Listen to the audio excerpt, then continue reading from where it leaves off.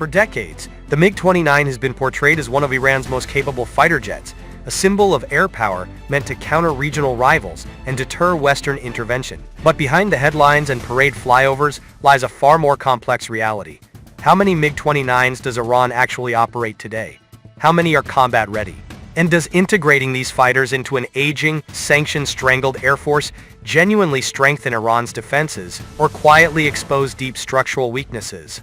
In this video, we break down the real delivery numbers, the technical and logistical challenges, and the harsh operational truths behind Iran's MiG-29 fleet.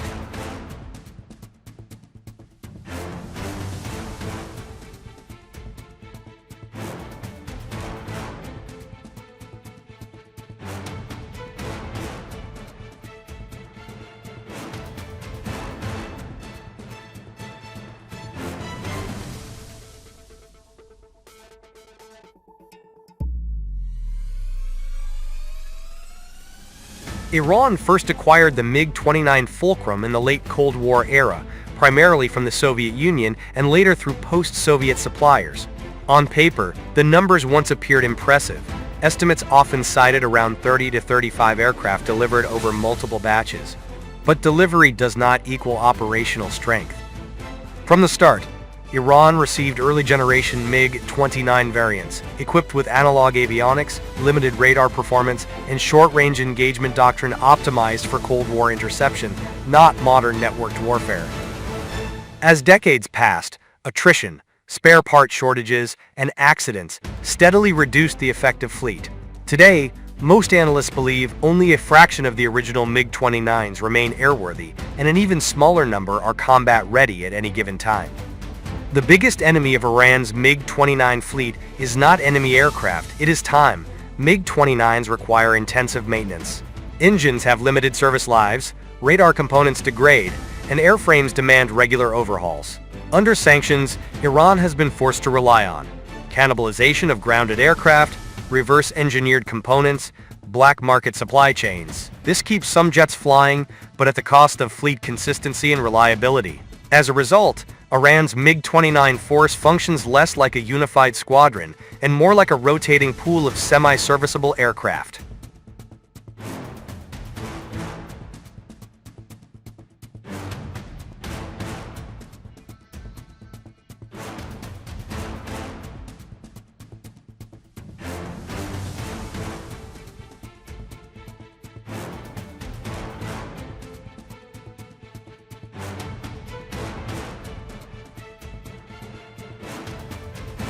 One of the least discussed challenges is avionics incompatibility. Iran's Air Force operates a patchwork fleet, US-era fighters from before 1979, Soviet and Russian aircraft, indigenous upgrades with locally developed systems.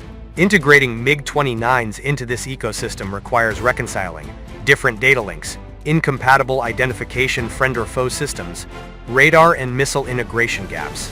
Even when Iran attempts local upgrades, the result is often a hybrid cockpit functional, but far from seamless. This limits coordinated operations and makes joint missions with other aircraft types highly complex.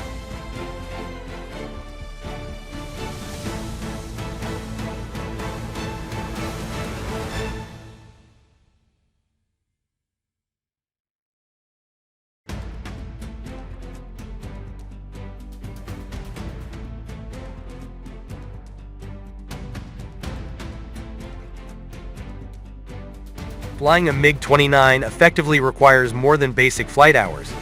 Modern air combat demands, beyond visual range engagement training, networked targeting, electronic warfare coordination. Iranian pilots are skilled, but they face constraints, limited access to modern simulators, restricted live-fire exercises, shortage of advanced air-to-air missiles. As a result, MiG-29s in Iranian service are often relegated to point defense and interception roles rather than offensive air superiority missions.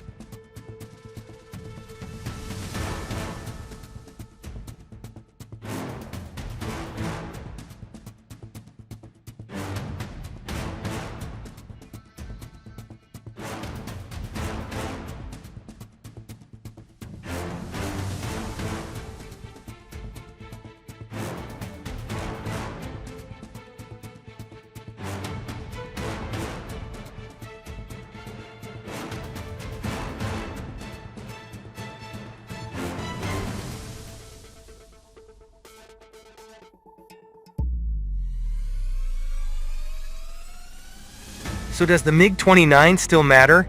Yes, but only within a narrow context. In defensive scenarios, MiG-29s can intercept intruding aircraft, support layered air defense zones, serve as radar-extending platforms.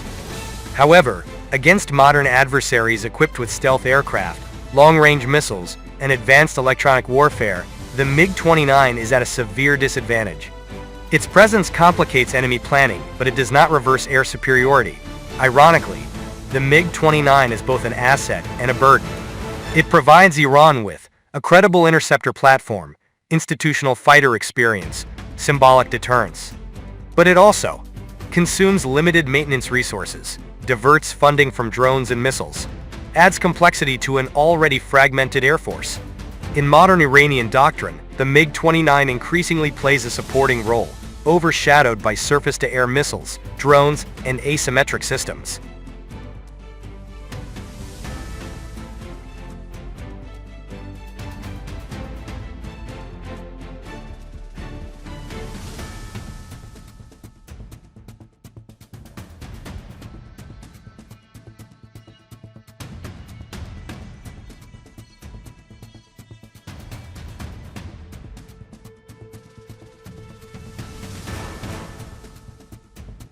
Iran's MiG-29 fleet is not the air power threat it once appeared to be, but it is far from irrelevant.